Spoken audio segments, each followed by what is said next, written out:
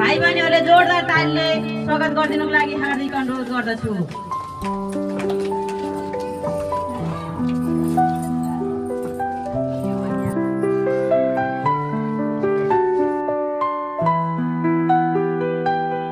खुसी लिएर नभुल्नु है दुःख दिए भनेर